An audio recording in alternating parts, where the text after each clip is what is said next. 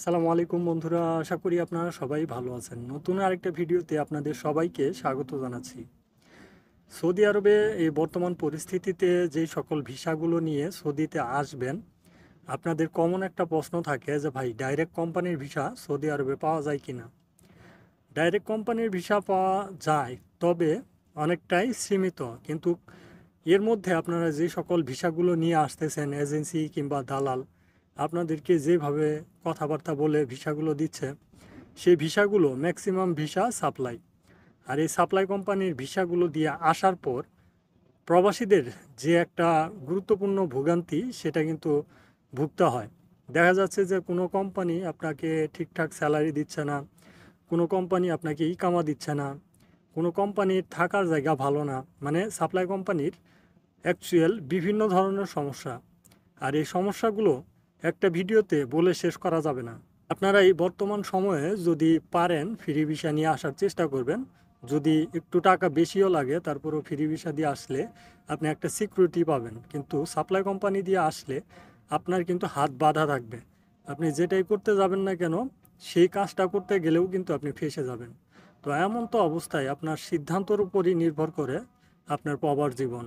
পাশে যদি 2 টাকা ইনকাম করতে চান এবং বৈধভাবে সেই টাকাটা ইনকাম করতে চাইলে বর্তমানে ফ্রি ভিসা সিস্টেমে সৌদি আরবে আপনাকে ঢুকতে হবে, এটা আমি সাজেশন করি।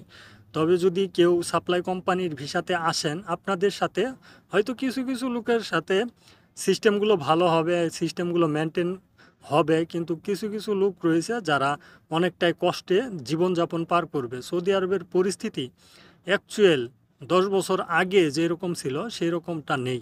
যারা ভাববেন যে 10 বছর আগের যে পরিস্থিতি আর বর্তমানের পরিস্থিতি একত্রে করে যদি ভাবার চেষ্টা করেন, তাহলেই আপনি বুঝতে পারবেন সৌদি আরবে আসার পর যে আপনি কি ভুলটা করেছেন। কোম্পানির ভিসার অতটা বেশি গুরুত্ব না দিয়ে আপনি যদি আপনার হাতের দক্ষতার উপর বেসিস করে সৌদি আরবে আসেন এবং দক্ষতার উপর বেসিস করে যদি সৌদি আরবে থাকতে পারেন, তাহলে কিন্তু বেটার এবং ভালো একটা রেজাল্ট পাবেন। কারণ সৌদি আরবে দক্ষ শ্রমিকের অভাব, অদক্ষ শ্রমিক অনেকটাই বেশি হয়ে গেছে সৌদি আরবে।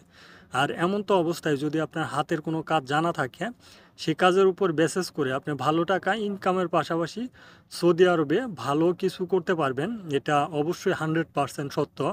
তবে আপনাকে অবশ্যই হাতের যে দক্ষ প্রবাসী সেগুলো হয়ে আসতে হবে। যেমন ওয়েল্ডিংয়ের কাজ জানেন, ইলেকট্রিকের কাজ জানেন, প্লাম্বারের কাজ জানেন, গাড়ি চালাতে পারেন, বিভিন্ন ইত্যাদি হাতের কাজ যদি জানা থাকে, সে কাজের উপর বেসিস করেও সৌদি আরবে আসতে পারেন। পাশাপাশি তখন যদি সাপ তখন যদি সাপ্লাই কোনো কোম্পানিতেও চলে আসেন, তারপরেও কিন্তু আপনি ভালো একটা পজিশন নিয়ে সৌদি আরবে থাকতে পারবেন, ভালো একটা পজিশনে যেতে পারবেন। দেখা যাচ্ছে যে কোম্পানিটা খারাপ, সে কোম্পানিটা ভালো না, সিস্টেম মেনটেন করে আপনি অন্য আরেকটা কোম্পানিতে ট্রান্সফার হয়ে যেতে পারবেন। যারা অ্যাকচুয়াল সৌদি আরবে সাপ্লাই কোম্পানির ভিসাতে আসছেন, এসে ফেসে গেছেন, তারা অবশ্যই অপেক্ষা করে ইকামা এক্সপায়ার হওয়া পর্যন্ত। আর যদি